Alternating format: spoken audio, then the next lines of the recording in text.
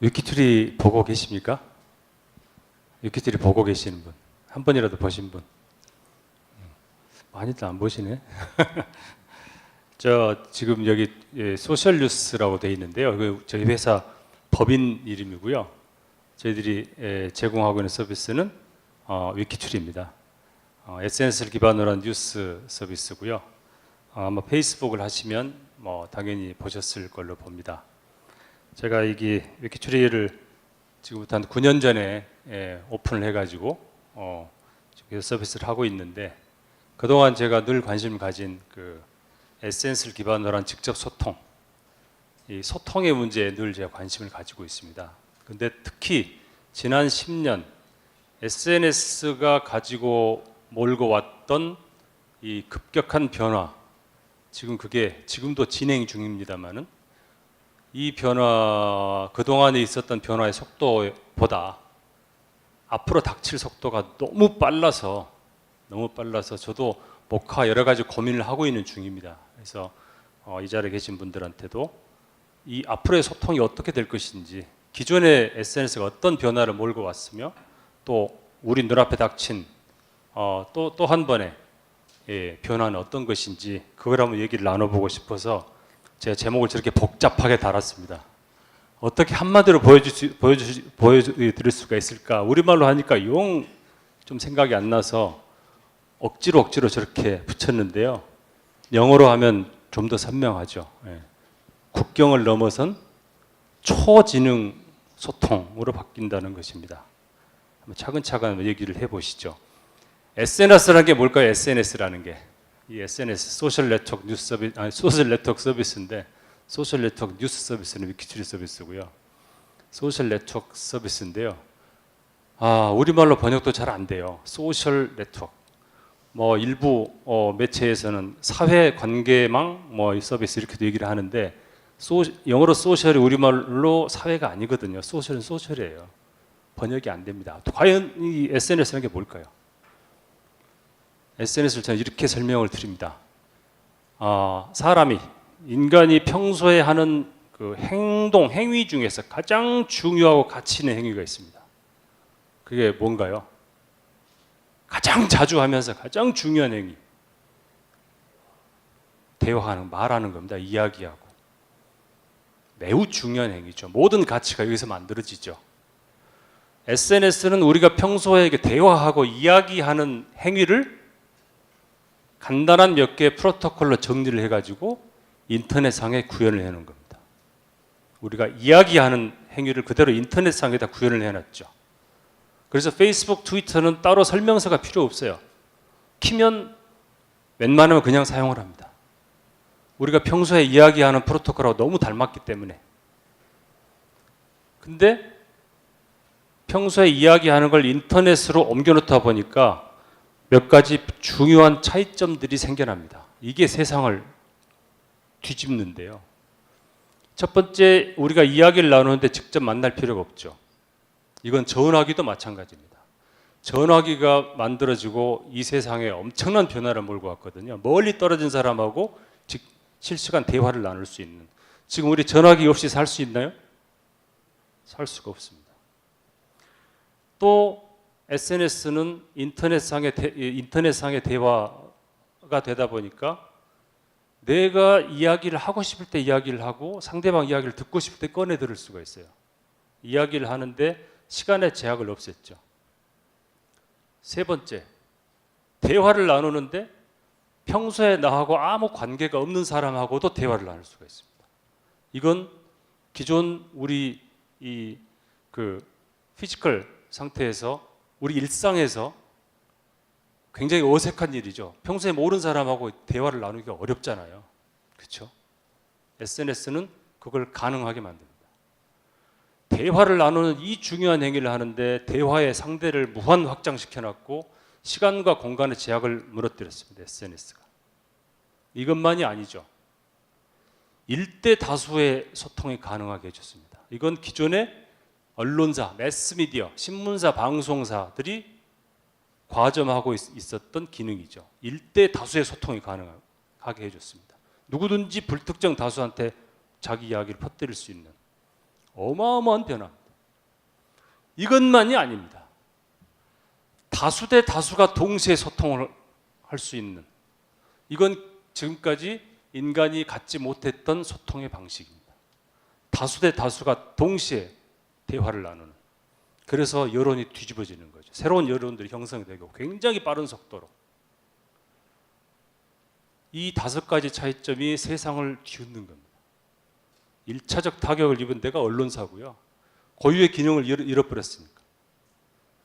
정치 프로세스 다 바뀌고요. 기업의 홍보 마케팅 방식이 다 바뀌고요. 모든 게 바뀌어 나갑니다. 소통을 한다는, 대화를 나누고 이야기를 한다는 이 중요한 행위를 하는 방식이 바뀌어 버렸으니까. 패러다임이 바뀌어 버렸으니까. 이게 SNS가 몰고 온 변화의 본질입니다. 그러다 보니까 1차적으로 타격을 입는 데가 아까 말씀드린 언론사인데요. 매스미디어를 우회하는 현상들이 수없이 벌어집니다. 잘 알죠? 한혜진 기성용 러브 어페어 사건. 소문이 났어요. 그때 뭔가요? 힐링 캠프인가요? 출연하고 둘이 뭔가 있다더라. 소문이 났어요. 이런 스타들, 셀레브리티들 사이에서 어떤 소문이나 루머나 이런 스캔들이 나면은 기존에는 어떻게 대응을 하죠? 뭘 합니까? 기자회견을 하죠. 기자들 다 불러 모아놓고 루머에 대해서 해명을 하든지 스캔들에 해명을 하든지 기자회견을 합니다. 그래야지 다수의 사람들한테 내 입장이 전달이 되니까. 한혜진 결혼에 꼴인해서 지금까지 잘 살고 있는데 그때까지 그 흔한 기자회견을 단 한 번도 안 했습니다. 바로 트위터에 장문의 글을 올리죠. 이 글을 쭉 전문을 읽어보면 진심이 이해가 돼요. 다 공감이 돼요. 그래서 축하해, 잘했어. 그리고 여론이 그리 갑니다. 만일에 기자회견이란 방식을 썼으면 해피엔딩으로 안 끝났을 확률이 높아요. 제가 기자 출신이라서 스스로 이런 말이 좀 부끄럽지만 이게 자칫 왜곡되는 경우가 굉장히 많습니다. 기성용도 마찬가지였어요. 이미 영국에 가 있었는데 계속해서 페이스북, 트위터로 그때그때 필요할 때 바로바로 입장을 얘기를 하죠. 대중들이 그냥 설득이 됩니다. 공감을 하고 해피엔딩으로 끝나죠. 거꾸로 언론사 기자들이 이 트윗을 보고 기사를 썼어요.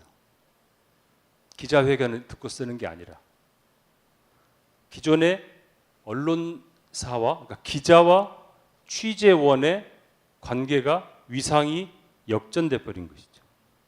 매스미디어를 우회하고 가는 겁니다. 그래서 대중하고 직접 얘기를 하고 직접 소통을 하고 대중을 직접 설득을 하는 거죠. 또 이런 경우도 있었습니다. 지금부터 벌써 3년 전인가요? 마침 오늘이 원래 수능 날이었는데 3년 전에 수능 시험에 자연계 만점자가 1명이 나왔습니다. 문과 만점자는 6명이 나왔는데 자연계는 1명이 나왔어요. 그러니까 도하 언론들이 또 기사를 냈죠. 인터뷰 기사를 냈죠. 목포에 있는 영흥고인가요? 그 고3 학생이었는데 그래서 기사가 쭉 났습니다. 뭐라고 났느냐? 저렇게 났어요. 건축 현장에서 막노동에서 김밥을 팔아서 어렵게 교과서 중심으로 공부해서 수석을 했다. 이게 났죠. 이 기사를 본인의 기사를 본 본인이 기가 막혔던지 페이스북에 글을 씁니다. 뭐라고 쓰냐면 저렇게 씁니다. 남부럽게 잘 살고 있고 사교육도 많이 받았고 인강도 수없이 들었고 재수 삼수 다 했다. 심지어 지방의 영웅도 아니고 대치동을 격파하지도 않았다.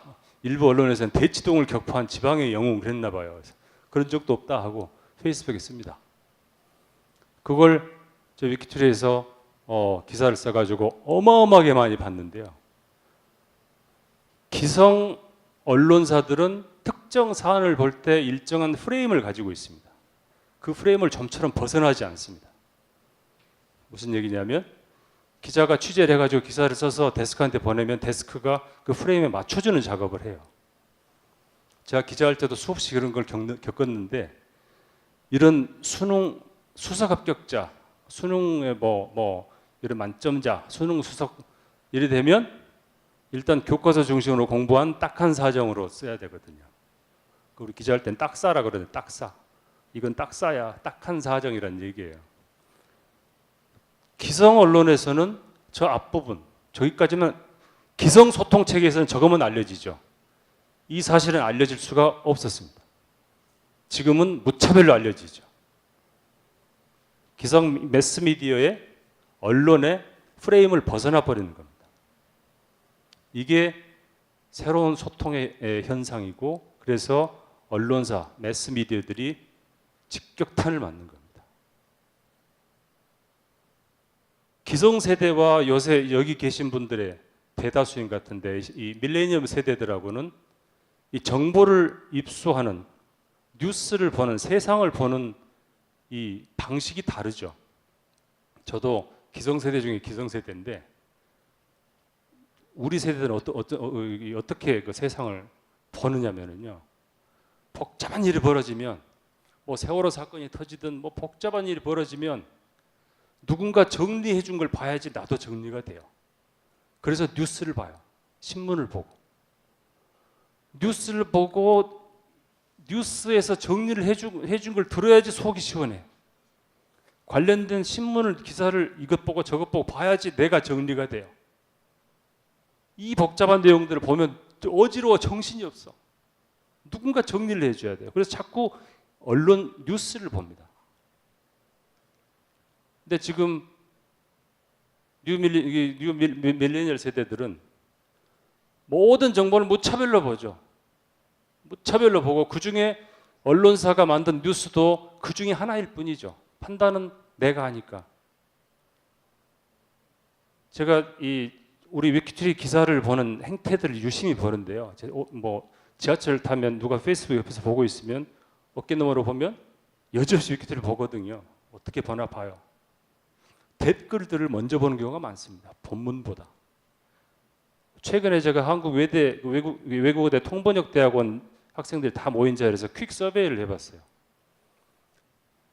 뉴스를 볼 때 댓글을 반드시 보는 사람 했더니 한 80% 손을 들더라고요. 그러면 댓글부터 보는 사람 그랬더니 그 중에 절반이 또 손을 들어요. 기성세대로서는 상상이 잘 안 되는 행태죠.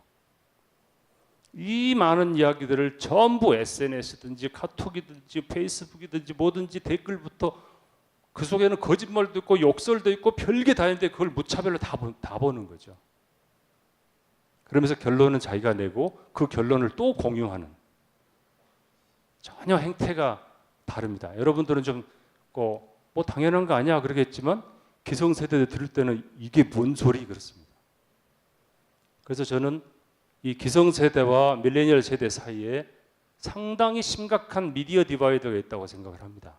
이게 현재 우리 사회에, 대한민국 사회에도 수많은 부작용을 낳고 있는데요. 아무튼 소통의 방식이 전혀 다르죠. 전혀 다릅니다. 제가 이런 소통의 이 방식들이 워낙 빨리 바뀌고 컨텐츠 비즈니스가 워낙 빨리 바뀌고 해서 외국의 컨퍼런스들을, 국제 컨퍼런스를 자주 갑니다. 지난주에도 제가 독일 베를린에 가 있었는데, 이건 9월 초에는 또 미국 클리블랜드에서 하는 컨텐츠 마케팅 월드라는 이런 컨퍼런스를 해마다 갑니다.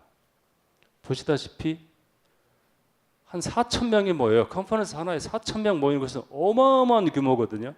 클리블랜드라는 도시가 요새 농구하고 야구 잘하는 도시죠. 거기가 들썩들썩해요. 이 컨퍼런스가 열리는 9월 첫 주면. 그 속에 아시아 사람이 거의 없습니다.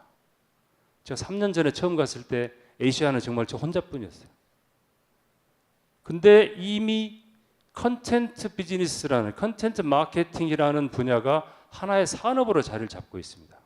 컨텐츠 마케팅 중에서도 컨텐츠 크리에이션, 컨텐츠를 만들고 컨텐츠를 배포 확산하고 컨텐츠를 최적화시키고 그게 어떻게 확산되는지 추적하고, 추적한 결과를 분석하고, 또 이걸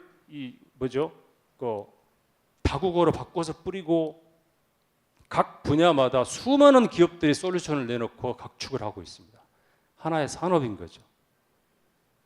우리 사회에서는 지금 굉장히 보기 어려운, 거의 볼 수 없는 움직임입니다. 구미권에서는 대세인데 정치, 사업, 산업 뭐 할 것 없이 무차별로 컨텐츠가 앞서 나가는 소통으로 전부 바뀌고 있는데 아직 우리는 무풍지대에 남아 있어요. 심지어는 브랜드 뉴스라는 게 유행입니다. 브랜드 뉴스. 이게 저도 언론사의 눈으로 보면 이건 말도 안 되는 소리거든요. 뉴스면 뉴스지 어떻게 브랜드 뉴스야? 브랜드는 상업적이고 뉴스는 정론인데 이게 의미가 없는 거예요. 기업이 자기 브랜드에 대한 뉴스를 자기가 직접 만들어서 뿌리는 거죠. 브랜드 뉴스입니다. 미국의 몬스터라는 이 잡 리크루팅 우리 같은 뭐죠? 사이트인데 우리 같으면 뭐죠? 사람 채용하는 사이트인데 몬스터 내부에서 운영하고 있는 브랜드 뉴스룸의 조직도입니다. 회사 안에 일반 기업 내부에 뉴스룸이 있어요. 편집국이 있어요. 브랜드 뉴스룸이. 보면 위에 편집국장이 있죠. 옆에 디자인하고 사진 에디터가 있죠. 그다음 뉴스라이터 기자가 있어요. 그 옆에는 소셜 미디어 프로덕션이 있고요. 프로듀서가 있고요. 그리고 옆에 비디오 프로듀서가 있습니다. 지금 국내의 웬만한 언론사보다 훨씬 세련되고 효율적인 조직을 가지고 있죠. 웬만한 언론사보다 더 효율적이고 필요한 기능을 다 갖춘 이런 조직을 일개 회사가 내부에서 돌리고 있어요. 브랜드 뉴스의 시대니까. 컨텐츠는 내 이야기를 내가 직접 만들어서 뿌리는 시대니까 매스미디어에 의존하지 않고.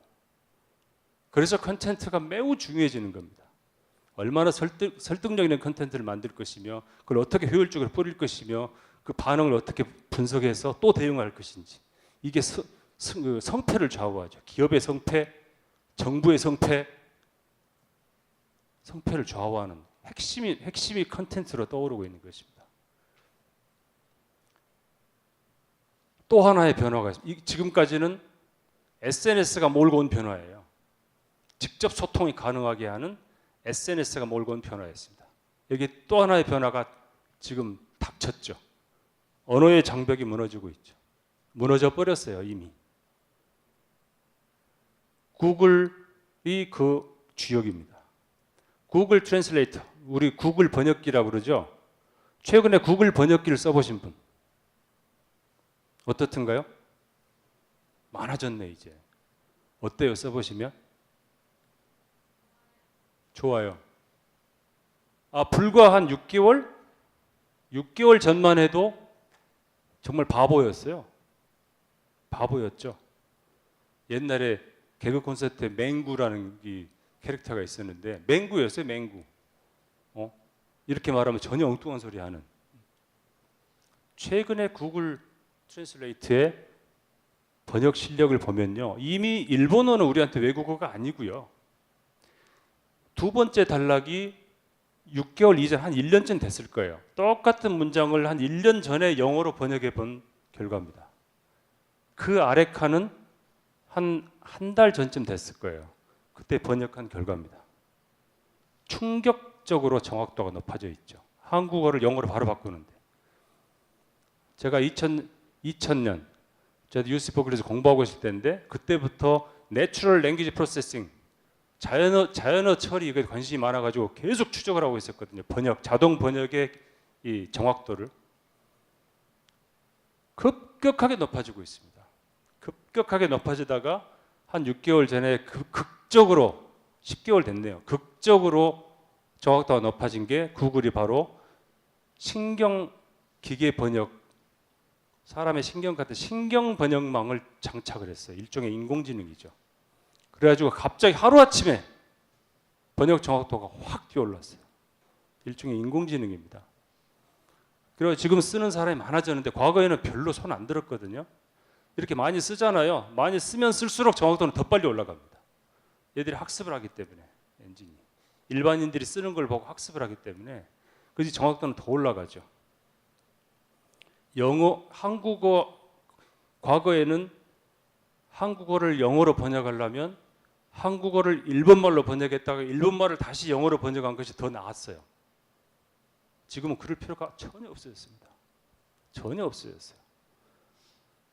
구미권에서는 영어나 독일어, 프랑스어, 이태리어, 이 라틴어권에서는 구글 트랜스레이터를 쓰는 게 아주 자연스러운 일상이 되어 있습니다. 최근에는 뭐가 나왔나요? 이런 것도 나왔어요. 구글에서 구글 픽셀 버드라고요. 이어폰이죠. 이어폰을 꽂고 스마트폰을 들고 대화를 나누면 동시 통역이 되는, 네이버에서도 곧 출시한답니다. 놀랍게도. 네이버에서 곧 출시합니다. 그냥 독일 사람이 독일말 하고 있고 나는 한국말 하고 있는데 서로 대화는 동시에 실시간으로 통역이 되는, 스마트폰 들고 이어폰 꽂고 얘기를 하면. 언어 장벽은 이미 무너진 거죠. 무너진 거죠. 무시무시한 변화입니다. 언어 장벽이 무너진 세상. 개인들의 관심사 다 바뀌고요. 사고 방식도 바뀌고요. 기업들은 시장을 다시 정의해야 되고요. 국내 시장, 해외 시장 그 구별은 더 이상 의미가 없어지죠. 시장을 다시 정의해야 되고요. 어마어마한 변화가 닥치게 되어 있습니다. 또 구글이 유튜브에 오토 캡션이라는 기능을 아시나요? 오토 캡션. 영상, 동영상 안에 외국어들이 음성들이 나오는데 거기 음성에 맞춰서 자막을 깔아주려면 과거에는 스크립트를 전부 입력해가지고 입 모양에 맞춰서 붙여줘야지 자막이 보였잖아요. 그죠? 스크립트를 따로 찍어서 입력을 해서 붙여줘야 되잖아요. 오토 캡션은 그 음성을 이 사이트가 인식을 해서 자동으로 뿌립니다. 말을 하고 있으면 말 그대로 자막을 뿌려요. 입력할 필요 없이. 그게 오토 캡션이거든요. 이게 이미 2009년에 이미 베타 서비스를 시작을 했었습니다. 지금 정확도가 굉장히 높죠. 영어를 제일 먼저 만들었고 그 다음에 일본어 만들고 스페니쉬 만들고 차근차근 만들었어요. 이걸 구글 트랜슬레이트하고 연결해 놨습니다. 무슨 일이 벌어지겠어요? 보시면 맨 아래 하단에 중간 것도 지금 영어로 말을 하고 있는데 자막은 한글로 깔리고 있습니다. 한글로. 정확도가 굉장히 높은 한글로 깔리고 있죠. 일본어로 된 동영상의 자막, 한글 자막은 뭐 불편함이 없을 정도로 깔리고요. 언어 장벽이 다 무너지고 있는 겁니다. 다 무너지고 있죠. 지금 우리는 어떻게 되고 있나요? 지금 한국에서 가장 많이 쓰는 사이트, 네이버나 뭐 조선닷컴이나 이런 언론사나 이 포털 사이트 하고 지금 미국이나 유럽 쪽에 쓰고 있는 인터넷 사이트, 중국, 일본도 마찬가지입니다. 그쪽 사이트들하고 느낌이 좀 다를 겁니다. 우리 국내에서 쓰고 있는 사이트하고 그 바깥에서 쓰고 있는 인터넷 사이트 느낌이 좀 달라요. 그 느낌이 필이 좀 다른데 결정적인 이유가 뭔지 아세요? 우리나라 말고 바깥에서 쓰고 있는 사이트들은 사이트 디자인할 때 이미지를 쓰지 않습니다. 전부 텍스트로만 디자인합니다. 텍스트로. 왜? 자동 번역이 돼야 되니까. 네이버 사이트를 구글 크롬으로 자동 번역을 시켜볼까요? 저렇게 나타납니다. 웹사이트를 사용하는데 가장 중요한 엔트리 포인트가 되는 메뉴들이 안 바뀌고 가만히 있어요. 메뉴들을 모르면 클릭을 못하죠. 메뉴가 무슨 링크인지를 모르면. 저걸 이미지로 다 만들어 놨거든요. 네이버만이 아니에요. 다음도 마찬가지고요. 국내 웬만한 사이트는 전부 그 메뉴들을 이미지로 만들어 놨습니다. 왜? 보기 좋으니까. 바깥에 쓴 사이트는 중국, 일본 마찬가지예요. 전부 텍스트예요. 메뉴들도 전부 텍스트로 되어 있죠. 그래야지 구글 크롬으로 번역시키면 그 나라 언어로 볼 수 있으니까. 우리는 아직 이러고 있습니다. 제가 굉장히 답답해하는 부분인데요. 참고로 저희 위키트리는 이미 7년 전에 텍스트로만 디자인해서 지금까지 서비스를 하고 있습니다. 거기에 인공지능이 또 등장을 해요. 소통을 하는데. 미쓰고. 저 일본 사이트 아닙니다. 영국 사이트인데요. 챗봇들이 지금 굉장히 많이 만들어지고 있습니다. 챗봇. 요새 어린애들이 챗봇 가지고 노느라고 이 미쓰고 같은 경우는 한 번 접속하면 평균 사용 시간이 8분이랍니다. 아무 얘기나 지금 답을 하거든요. 계속 답을 해요. 답을 하죠. 챗봇, 뭐 이 슬랙봇이라든가 마케팅 전용 봇도 있고요. 별 봇이 다 해서 디즈니에서 하는 주토피아에서 하는 저 봇이라든가 이 인공지능 채팅 로봇들이 곳곳에서 작동을 하고 있습니다. 저것도 많이 쓰면 쓸수록 답이 정확해져요. 스스로 딥러닝을 하기 때문에. 심지어는 챗봇을 누구든지 만들 수 있게 인프라를 깔아놓은 데도 있습니다. bots.co 저기 API를 이용하면 내 사이트를 위한 챗봇을 만들 수도 있게 해놨어요. 챗봇들이 곳곳에서 작동을 하고 있죠. 한 걸음 더 나가서 진짜 인공지능 잘 아시죠? 왓슨, IBM 왓슨, 퀴즈 프로 지오파디에서 인간을 몇 번 망신을 준 지오파디, IBM의 왓슨. IBM 왓슨은 이미 지금 한국에서도 의료 진료를 하고 있습니다. 난치병, 암 환자의 치료법을 정확히 찾아내죠. 지금 환자들이 실제로 그 왓슨의 처방을 받을래, 전문의 사람 처방을 받을래 할 때 80% 이상이 왓슨 처방을 택하고 있습니다. 굉장히 정확한 처방을 내놓기 때문에 수많은 사례들을 순간적으로 뒤져가지고 5분 안에 처방을 내기 때문에. 더 놀라운 것은 의료만이 아니고 뭐 투자, 파이낸싱이라든가 곳곳에서 왓슨이 작동을 합니다. 근데 이 왓슨은 컴퓨터 한 대가 있는데 그 수많은 작업을 동시에 처리하죠. 전 세계적으로 동시에 처리합니다. 이런 왓슨이 작동하고 있을 뿐만이 아니라 마이크로소프트는 아주어라는 인공지능 서비스를 하고 있죠. 분야별로 서비스를 합니다. 구글, 클레버봇이라는 구글에서도 인공지능 서비스를 하고 있죠. 목록이 여러 가지 분야별로 서비스가 있습니다. 또 아마존 알렉사, 소비재 쪽으로, 유통 쪽으로 인공지능이 돌고 있죠. 요새 인공지능 스피커 나오잖아요. 이게 원조거든요. 아마존 알렉사가. 아마존 가고 있죠. 또 페이스북에서도 인공지능을 개발하고 있습니다. 랩을 만들고 있는데 심지어 이 인공지능이 하나만 슈퍼컴이 도는 게 아니라 인프라를 깔아주고 있어요. 왓슨이 깔아주는 인프라가 블루믹스입니다.